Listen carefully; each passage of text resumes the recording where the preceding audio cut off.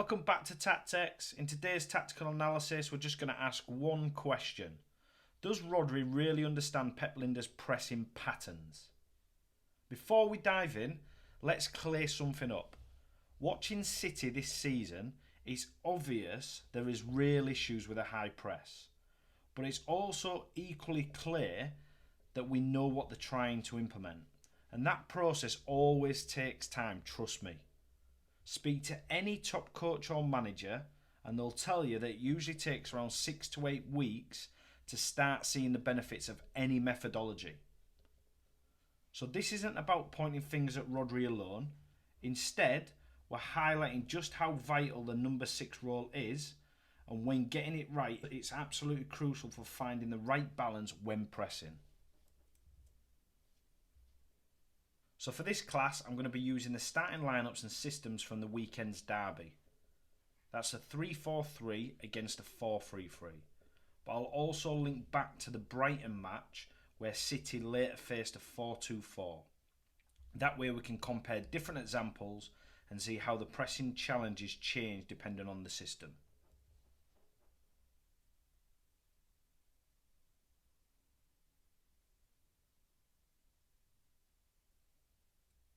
When you're playing out of a 4-3-3 system against a 3-4-3, one of the key questions when your team's out of possession is who picks up the opposition's wing backs. Now in this example, I've highlighted the number 3, and also with City pressing from the outside of the pitch with the 11.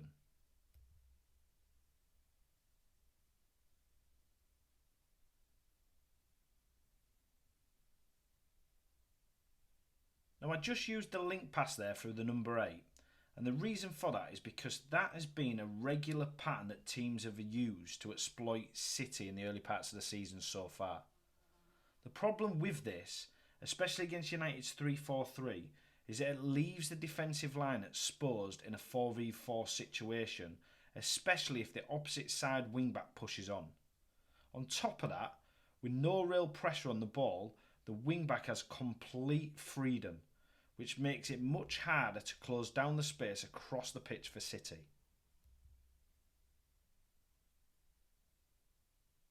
Let's walk through this scenario.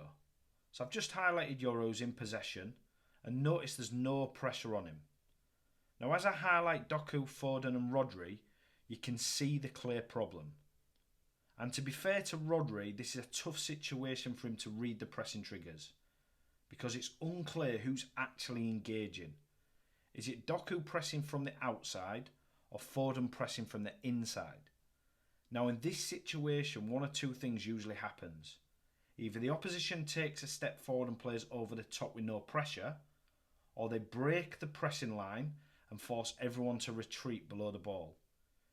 Either way, United are in total control, provided they play it smart.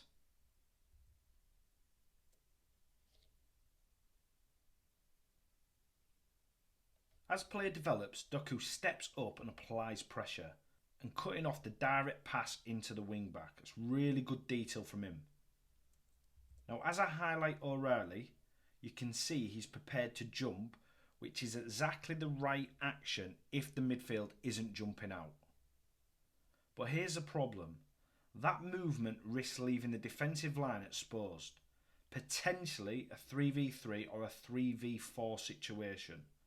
So the key question becomes, what is Rodri's role here and how should he react?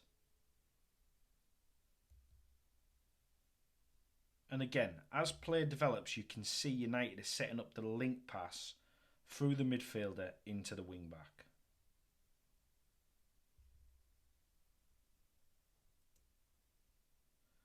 As the ball is played to the wing back, you can see O'Reilly decides to retreat. A real smart decision in this moment, not leaving his defensive line overloaded.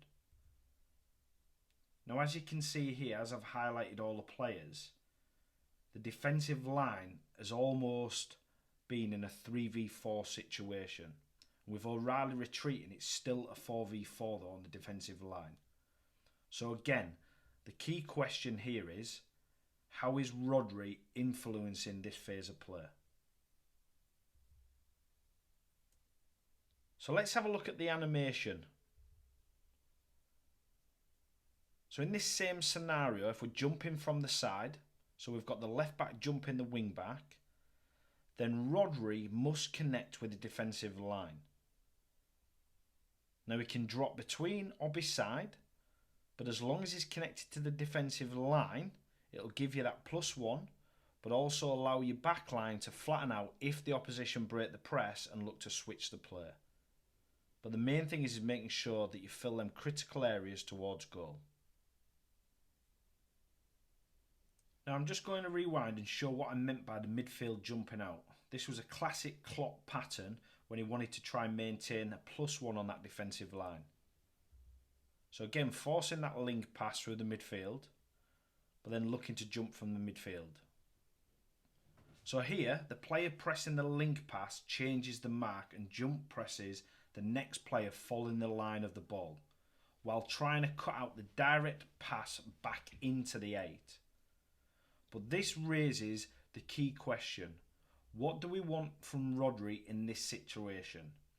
Now ideally, we'd want him to be on the front foot, ready to jump press as well, especially against this system matchup.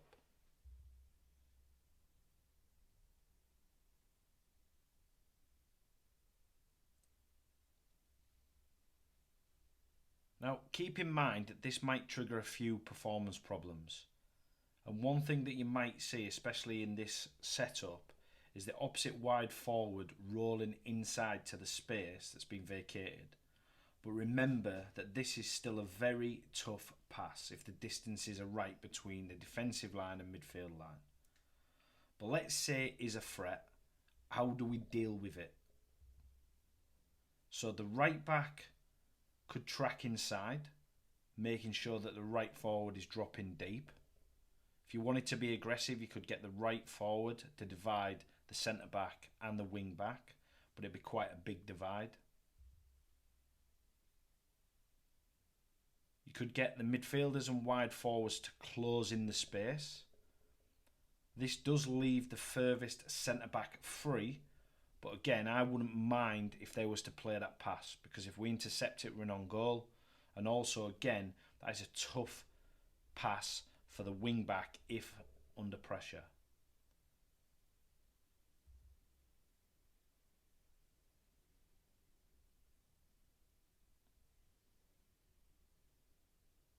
So let's have a look at the inside press. So really simple. If the attacking midfielder jump presses, then you're asking Rodri to stay connected to the midfield and jump press as well.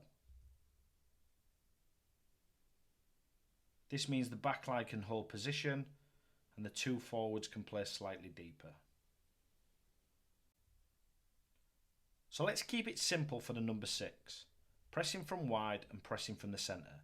Now if we're pressing from wide areas, then we're asking the 6, Rodri in this example, to stay connected to the defensive line. So that line 1. So the outside players now know that that central area is protected. So they can flatten out a little bit more and get a little bit closer to the mark. If Rodri is too high, the fullbacks need to stay deeper and protect the defensive line. So when we're pressing from wide areas, can we ask the number 6, or Rodri in this example, to stay connected to the defensive line? Now I'm just going to show you a few examples against Brighton, against a different system, and why you need to stay connected to the defensive line if you're jumping from the side. So just a couple of clips that we're going to run through from the Brighton game earlier in the season. This was something that we identified straight away and couldn't believe there wasn't getting Rodri to play slightly deeper. So I'm just going to highlight Rodri, and Brighton are playing out from the back. So you can see the keeper plays to the right centre half, and Man City are still looking to apply that side pressure. So the left forward has gone, and you can see that the left back is about to go. Now I've just highlighted that red area. Now, if we take the left back out of that area, that is a 3v2 in favour of Brighton. And then I've still got Rodri highlighted. So my question is what is he doing in this phase of play? Now, even if he stays connected to the back line, it is 3v3. But it's a better scenario than what happens now. So they use the link pass, which we spoke about. The ball turns over, and you can see they've got a 3v2 scenario now. Rodri's at least 15 metres away, and the right back is still advanced. And then Brighton break quickly. And Man City was lucky not to concede a chance here.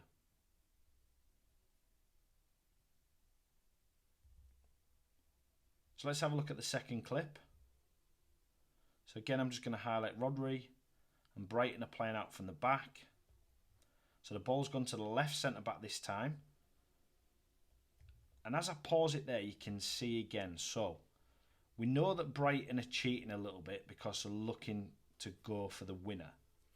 But the right back started to advance here, and Rodri's also advanced. So we would call that line 2. Line 1 is where I've highlighted the red area, so defensive line. But you can clearly see that they're outnumbered. So it's 4v3 on the defensive line in favour of Brighton. Now Stones comes round and shifts quickly. But again, if you look in here, if the ball turns over, which it does, they're still outnumbered. And if we use the concepts of Rodri staying connected to the back line when they're using the side press, there wouldn't be as much space, and this goal wouldn't have happened. As you can see, look, breaking straight through the centre in critical areas, and then Brighton go on and win the game.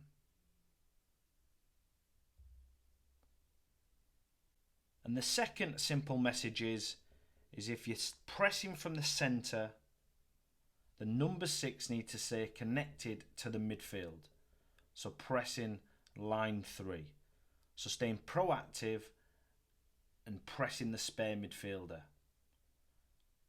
And it's the same on the opposite side. So if the midfielder changes the mark to press, then Rodri or your number 6 takes the spare. Now I hope across this class that you'll take 2 key principles if working within this system. Number 1, when pressing from the outside, make sure your 6 stays connected to the defensive line. Number 2, when pressing from the inside, make sure your 6 stays connected to the midfield line. These simple rules help maintain balance and prevent overloads, no matter where the press starts. And I just want to finish off by saying thank you for taking the time of watching this class.